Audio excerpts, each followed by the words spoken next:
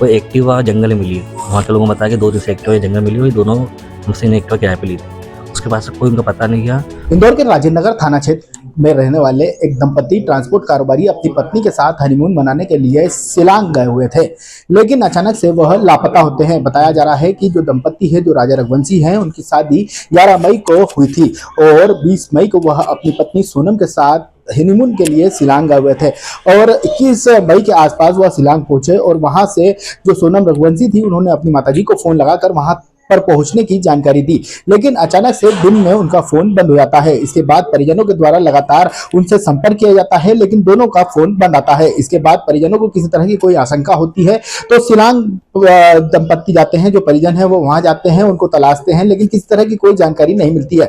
इसके बाद Google map के माध्यम से जिस तरह से दंपत्ति ने वहीं से एक किराए की एक्टिवा ली थी, उस व्यक्ति तक पहुंचा जाता है और उसके बारे में उसके बाद उनको जो एक्टिवा किराए पर देने वाले व्यक्ति के द्वारा जानकारी दी जाती है कि दंपति के द्वारा हमसे किराए की एक्टिवा ली गई थी और शिलांग के एक पर्यटक क्षेत्र में घूमने के लिए गए हुए थे और वहां पर जाकर जब परिजनों के द्वारा देखा जाता है तो वहां पर उनकी एक्टिवा तो मिलती है, लेकिन दंपति गायब है। इसके बाद शिलांग पुलिस से वो पूरे मामले में संपर्क करते हैं, लेकिन शिलांग पुलिस किसी तरह की कोई जानकारी नहीं देती है। इसके बाद इंदौर में रहने वाले परिजनों ने इंदौर पुलिस कमिश्नर सहित इंदौर क्राइम ब्रांच के डीसीपी राजेश त्रिपाठी को पूरे मामले की जानकारी दी। उसके बाद राजेश त्रिपाठी के द्वारा शिलांग पुलिस से संपर्क किया गया और शिलांग पुलिस को पूरे मामले की जानकारी दी गई। इसके बाद शिलांग पुलिस वहां पर परिजनों के साथ मिलकर उनकी तलाश कर रही है, लेकिन उनके गायब होने के बाद इंदौर के साथ ही उनके परिजन लगातार तनाव में है और उनकी तलाश में विभिन्न जगहों पर जुटे हुए हैं।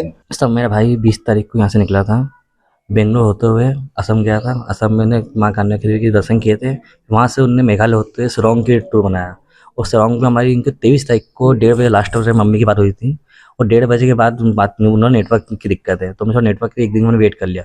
दूसरे दिन फ़ोन नहीं आया, फिर हम दूसरे दिन से उसमें लग गए थे कि क्या हुआ। फिर वहाँ की हमने जानकारी निकाली, वहाँ पे एक्टिवा जो उन्हें किराए पे ली थी वो एक्टिवा जंगल में मिली। वहाँ के लोगों ने बताया कि 2 दिन से एक्टिवा जंगल मिली हुई, दोनों हमसे ने एक्टिवा किराए पे ली थी।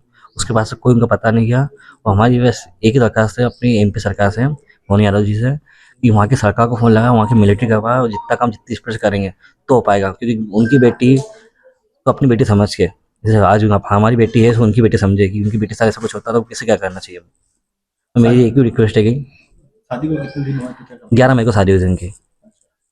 कब गए थे ये इंदौर से? 11 मई को शादी हुई थी अभी इसी महीने और 20 तारीख को निकले थे यहाँ से। क्या व्यवसाय है राजा भैया का? ट्रांसपोर्ट का काम है क्या?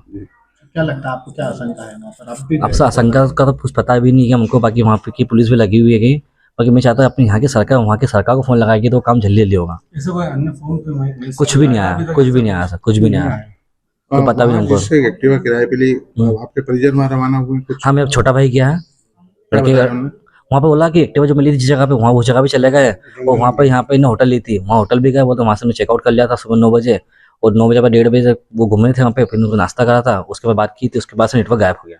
आप ये बताइए कि जो वहाँ के जो जहाँ से एक्टिवा ली है उनने कुछ बताया कि वो इलाका कैसा है? जिस वहाँ पे सब सुनने में आया, जब उन्होंने पूछा भाई ने वहाँ जाके तो उन्होंने बताया कि यहाँ पहले भी ऐसे कपल गायब हुए, वहाँ कपल से गायब करते हैं।